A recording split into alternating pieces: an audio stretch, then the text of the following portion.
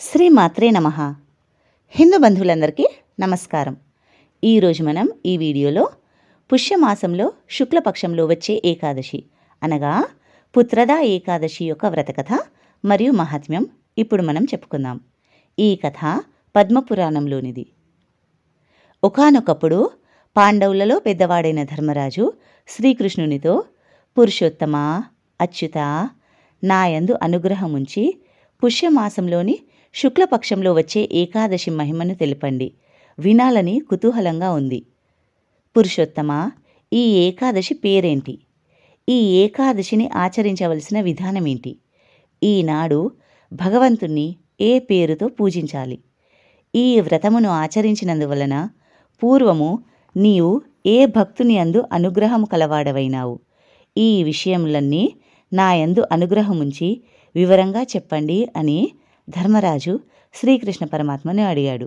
అప్పుడు శ్రీకృష్ణుడు, ధర్మరాజా, పుష్యమాసం నందలి శుక్లపక్ష ఏకాదశిని గురించి నీకు సవివరంగా చెప్తాను. ఈ విషయము లోకమునకు మేలు కలిగిస్తుంది. సావధానమైన మనస్సు కలవాడవై ఈ ఏకాదశిని గూర్చి విను అని శ్రీకృష్ణుడు అన్నాడు. యుధిష్ఠిర మహారాజా, ఈ ఏకాదశిని కూడా అన్ని ఏకాదశుల వలనే ఆచరించాలి. ఉపవాసము, జాగరణము మొదలైనవి చేయాలి. కానీ ఏ పనికైనా శ్రద్ధ చాలా అవసరం. ఈ పుష్య శుక్ల ఏకాదశికి పుత్రదా అని పేరు. అన్ని ఏకాదశుల వలననే ఈ ఏకాదశి కూడా సమస్త పాపములను పరిహరిస్తుంది. అన్ని వ్రతముల కన్నను శ్రేష్టమైనది. ఈ ఏకాదశి అధిదేవత నారాయణుడు. ఇతడు అందరి కోరికలను తీరుస్తాడు, అన్ని కార్యములను సిద్ధింపచేయును. 3 లోకములలోనూ స్థావర జంగములన్నింటికీ దీనికంటే శ్రేష్టమైన వ్రతరాజము లేదు. ఈ ఏకాదశి వ్రతమును ఆచరించు వ్యక్తిని విద్యావంతుడుగాను, కీర్తివంతునిగాను, లక్ష్మీపుత్రునిగాను చేస్తుంది. ఈ ఏకాదశికి సంబంధించిన కథ ఒకటి ఉన్నది. దానిని నీకు చెప్తాను. విశేషమైన శ్రద్ధతో విను. దానిని విన్నందువలననే పాపములు తొలగిపోతాయి. ధర్మనందన, పూర్వము భద్రావతి అనే పేరుతో ఒక మహానగరం ఉన్నది. శ్రేష్టమైన ఆ పట్టణమును సుకేతుమాన్ అనే పేరు గల రాజు పరిపాలించేవాడు. ఆ మహారాజు భార్య పేరు శైబ్య. ఆమె మిక్కిలి అందమైనది. ఆ మహారాజునకు సంతానం లేదు. సంతానం కలుగుతుందని గంపెడు ఆశతో చాలా కాలం గడిపాడు. కానీ సంతానం కొరకు అతడు చాలా ధర్మకార్యములను కూడా ఆచరించాడు. అయినా సంతానం కలగలేదు. దానితో చాలా కాలము చింతతో కాలం గడిపాడు. ఏం చేయాలి? ఎక్కడికి వెళ్ళాలి? నాకు పుత్ర సంతానం ఏ విధంగా కలుగుతుంది? వంశం ఏ విధంగా నిలబడుతుంది? నిరంతరము అతనికి ఇదే చింత. అతడు చేసిన ప్రయత్నములన్నీ వ్యర్థమయ్యాయి. మహారాజుకి తన రాష్ట్రంలో గాని, పట్టణంలో గాని, రాజభవనంలో గాని సుఖం లేకుండా పోయింది. రోజు రోజుకి దుఃఖం పెరుగుతూనే ఉన్నది. చికాకు కూడా పెరుగుతున్నది. ఆ దంపతులిద్దరికీ పుత్ర సంతానం లేదు అనే చింత దినదిన ప్రవర్ధమానం అవుచున్నది. ఆ బాధ వలన రాజు ప్రపంచ విషయంలేవి పట్టించుకోకుండా ఉన్నాడు. ఆ మహారాజు ఇచ్చే తర్పణములను అతని పితృదేవతలు వేడి నీటిని త్రాగినట్లుగా స్వీకరిస్తున్నారు. వారు కూడా ఈ మహారాజు తర్వాత తమకు తిలోదకములు ఇచ్చేవారు ఎవరూ కనబడడం లేదు అని ఆలోచిస్తూ దుఃఖిస్తున్నారు. వారిని తలుచుకొని రాజు కూడా చింతిస్తున్నాడు. ఆ మహారాజుకు బంధువులు గాని, స్నేహితులు గాని, మంత్రి సమూహం గాని, ఆప్తులు గాని సంతోషాన్ని కలిగించలేకపోయారు. రాజ్యాలంకారములైన ఏనుగులు, గుర్రములు, సైనికులు అందరూ అన్నీ వ్యర్థముగా కనిపిస్తున్నాయి. అందువలన ఆ మహారాజు మనస్సులో నిరాశాభావన పెరిగి పెద్దదవుతున్నది. పుత్రహీనుడైన మానవుని యొక్క జన్మ నిష్ఫలమైనది. పుత్రులు లేని వారికి గృహము శూన్యముగా అనిపిస్తుంది. హృదయం నందు ఎల్లప్పుడూ దుఃఖం నిండి ఉంటుంది. కుమారులు లేనిచో పితృరుణములు, దేవతల రుణము, మనుష్య రుణము తీర్చుటకు వీలు లేదు. కావున శతవిధాలుగా ప్రయత్నించి మానవుడు సంతానమును పొందవలెను.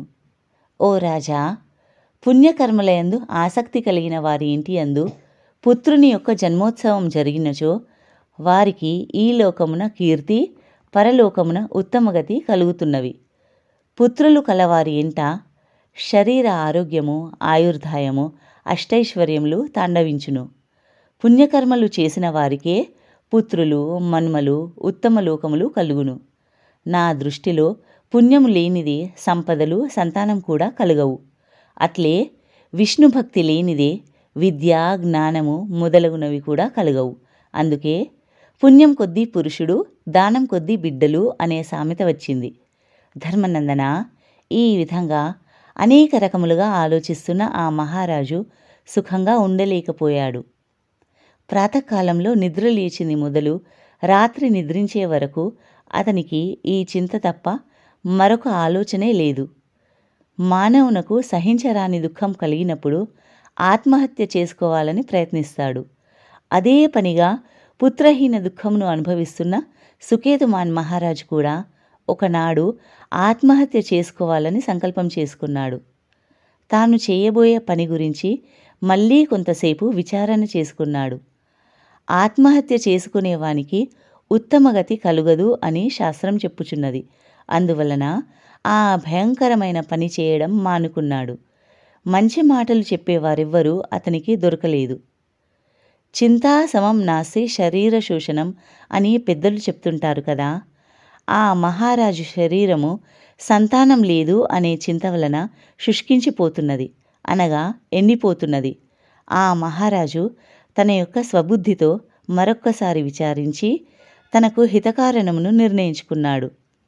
ఆ మహారాజునకు రాజభవనంలో చికాకు పుట్టింది. ఎవరికీ తెలియకుండా రహస్యంగా ఒక గుర్రమును ఎక్కి మహారణ్యానికి బయలుదేరి వెళ్ళాడు. అతను వెళ్ళినట్లు పురోహితులకు గాని, మంత్రులకు గాని, పరివారమునకు గాని తెలియదు. ఓ నరశ్రేష్ఠుడా, మహారాజు చేరుకొనిన ఆ మహారణ్యము మిక్కిలి దట్టంగా పెరిగి ఉన్నది. ఆ అరణ్యములో అనేక రకములైన మృగములు, పక్షులు నివసించుచున్నవి.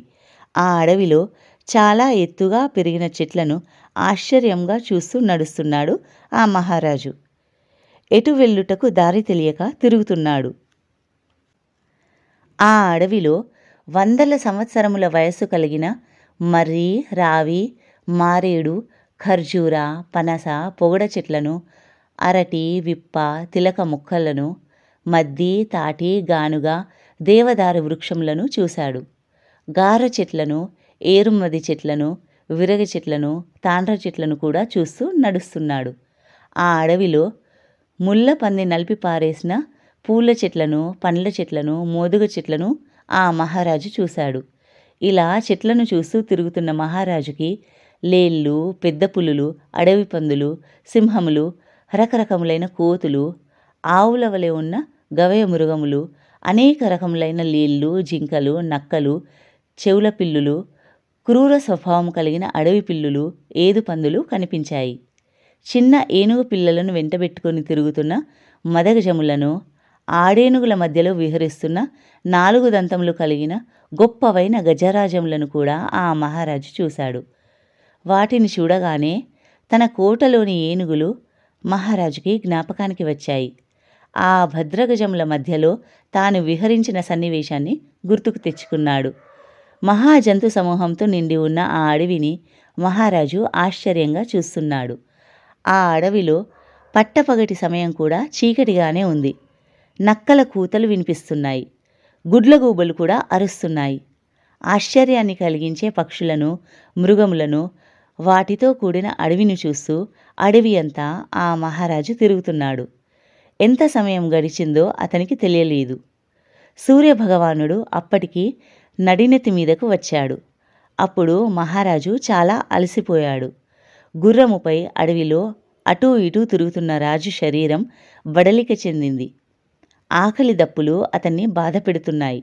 అప్పుడు రాజు తనలో తాను, అరెరే, నేను ఎంత తెలివి తక్కువ పని చేశాను. నా యొక్క అవివేకం వలననే నాకు ఇప్పుడు ఇంతటి దుఃఖం కలిగింది. దేవతలను పూజల చేతను, యజ్ఞయాగాదుల చేతను సంతృప్తిపరిచాను. తద్వారా దేవరుణం తీర్చుకున్నాను. అట్లాగే పంచభక్ష పరమాన్నములతోనూ షోడశ దానములతోనూ దక్షిణలతోనూ బ్రాహ్మణులను సంతృప్తిపరిచాను. ఆయా కాలములకు తగినట్లుగా వాత్సల్యముతో నా ప్రజలను పరిపాలిస్తున్నాను. నిరంతరము శుభప్రదమైన పనులను మాత్రమే ఆచరిస్తున్న నాకు భయంకరమైన ఈ అడవిలో తిరగవలసిన అవసరం ఎందుకొచ్చింది? నా తెలివి తక్కువతనమే దీనికి కారణము. నన్ను ఎవరైనా అడవికి రమ్మని ఆహ్వానించారా? మరెవరైనా అడవికి వెళ్ళమని చెప్పారా? లేదు కదా. నా అంతట నేనే వచ్చాను, గొప్ప కష్టాన్ని కొని తెచ్చుకున్నాను అని అనుకుంటూ ఆలోచిస్తూ గుర్రాన్ని దాటించుకుంటూ ప్రక్కనున్న మరొక అడవిలోకి ప్రవేశించాడు.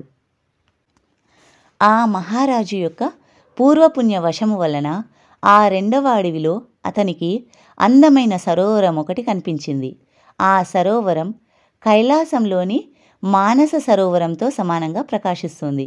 ఆ సరోవరం నిండా పద్మాలు ఉన్నాయి. ఆ సరోవరం ఒడ్డున అనేక రకాల నీటికోళ్ళు, కొంగలు, రాజహంసలు ఉన్నాయి. అవన్నీ వింతగా అరుస్తున్నాయి. ఆ సరోవరం చాలా లోతుగా కూడా ఉంది. దానిలో మొసళ్ళు, చేపలు, నత్తలు, జెల్లలు, పీతలు ఇలా అనేక జలజంతువులతో నిండి ఉన్నది. అవి అన్నీ ఆ సరోవరంలోని నీటి యొక్క ప్రశాంతతకు భంగం కలిగిస్తున్నాయి. ఇంతలోనే ఆ మహారాజు యొక్క అదృష్టం కొద్దీ ఆ సరోవరానికి సమీపంలోనే శుభసూచకములైన మునుల ఆశ్రమాలు కొన్ని కనిపించాయి. మరికొన్ని శుభశకునములు కూడా ఎదురయ్యాయి.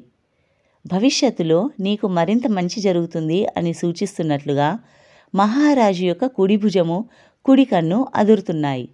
ఇంతలోనే ఆ సరోవర తీరంలో గాయత్రి మొదలైన వేదమంత్రములను దీక్షగా జపిస్తున్న మునీశ్వరులు రాజుకు ఎదురు వస్తున్నారు. వారిని చూసిన మహారాజు వినయపూర్వకంగా గుర్రంపై నుండి క్రిందికి దిగాడు. నెమ్మదిగా నడిచి వారి వద్దకు చేరుకున్నాడు.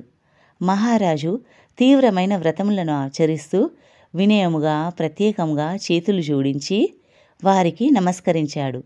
దండ ప్రణామాలు ఆచరించాడు. శారీరకమైన అలసటను, ఆకలి దప్పులను మర్చిపోయాడు. పూర్వజన్మ పుణ్యం వలననే ఆ మునీశ్వరుల దర్శనం లభించిందని మహానందంలో మునిగిపోతున్నాడు. వినయముతో నమస్కరించిన మహారాజును చూసిన మునీశ్వరులు ముగ్ధులయ్యారు. మహారాజుతో, చూడడానికి నీవు మహారాజువలే ఉన్నావు. నీవు పెద్దల పట్ల చూపిన వినయము, భక్తి శ్రద్ధలకు మేము నీ పట్ల ప్రసన్నులమయ్యాము. నీ మనస్సులోని విషయమును మాకు వివరించి చెప్పు అని మునీశ్వరులు అన్నారు. అప్పుడు మహారాజు మునీశ్వరులతో, తపస్సంపన్నులారా, మీరు ఎవరు? ఇక్కడ తీవ్రమైన తపస్సును ఎందుకు చేస్తున్నారు? ఈ అడవిలోనే ఎందుకు నివసిస్తున్నారు? మీ పేర్లు ఏమిటి? మీరందరూ ఈ సరోవరం ఒడ్డున ఎందుకు సమావేశమయ్యారు? ఈ విషయములను మీ నుండి నేను తెలుసుకున్నటకు అర్హత కలవాడను అయినట్లయితే నాకు వివరించి చెప్పండి అని ప్రార్థించాడు. అప్పుడు మునీశ్వరులు మహారాజుతో, మహారాజా, మేము దేవతాగణములలోని వారమే. మమ్మల్ని విశ్వదేవతలు అని అంటారు. పవిత్రమైన ఈ సరోవరంలో స్నానం చేయడం కోసం వచ్చాము. కొద్ది రోజుల్లో మాఘమాసం ప్రారంభమవుతుంది. ఈ రోజున పుత్రదా అనే ఏకాదశి పర్వదినము. పరమ పవిత్రమైన రోజు కూడా. ఈ పుష్య శుక్ల ఏకాదశిని పుత్రులను కోరి వ్రతమును ఆచరిస్తే పుత్రులను ప్రసాదిస్తుంది. అందువలననే ఈ ఏకాదశికి పుత్రదా అనే పేరు వచ్చింది అని చెప్పారు. అది విన్న మహారాజు, మునీంద్రులారా, నేను చాలా కాలం నుండి పుత్రులు కావాలి అని అనేక ప్రయత్నములు చేశాను. మీరందరూ నా యందు ప్రసన్నులై నాకు శుభలక్షణములు కల పుత్రుని ప్రసాదించమని వేడుకుంటున్నాను అని అన్నాడు. మహారాజు మనస్సులోని మాటను విన్న మునీశ్వరులు అతనితో, ఈరోజే పుత్రదా ఏకాదశి తిథి కనుక ఈరోజు ఉపవాసముండు. రాత్రికి జాగరణం చేసి శాస్త్రమునందు చెప్పబడిన విధంగా వ్రతమును ఆచరించు. మేము నిరంతరము లోకా సమస్త సుఖినో భవంతు అని కోరుకుంటూ ఉంటాము. కాబట్టి మా ఆశీర్వచనము నీకు కూడా ఉంటుంది. నీవు ఈ వ్రతమును ఆచరించినందువలన భగవంతుడు ప్రసన్నుడవుతాడు, నీ కోరికను తీరుస్తాడు. నీకు తప్పక మంచి కుమారుడు కలుగుతాడు. ఇందులో ఎంతమాత్రం సందేహం లేదు అని చెప్పి ఆశీర్వదించారు. ధర్మరాజా, మహారాజు మునులు చెప్పిన మాట ప్రకారంగా ఆ పుత్రదా ఏకాదశి నాడు శుభములను ప్రసాదించే ఏకాదశి వ్రతమును భక్తితో ఆచరించాడు. ద్వాదశి నాడు పారణ పూర్తి చేశాడు. మునీశ్వరుల అనుగ్రహానికి ఆశ్చర్యపోతూ వారికి నమస్కరిస్తూ తన భవనానికి చేరుకున్నాడు. కొద్ది కాలానికే మహారాణి గర్భాన్ని ధరించింది.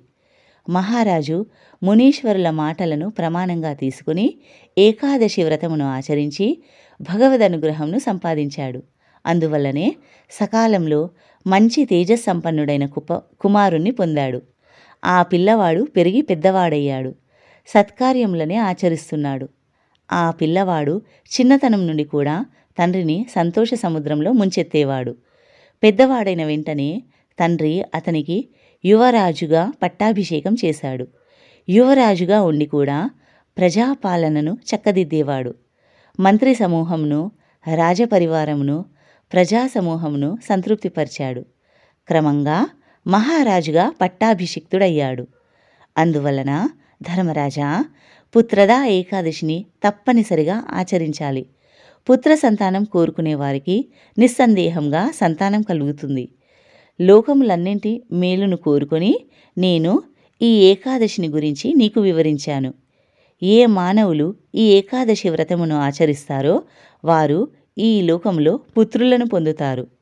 మరణించిన తరువాత స్వర్గలోకమునకు చేరుకుంటారు.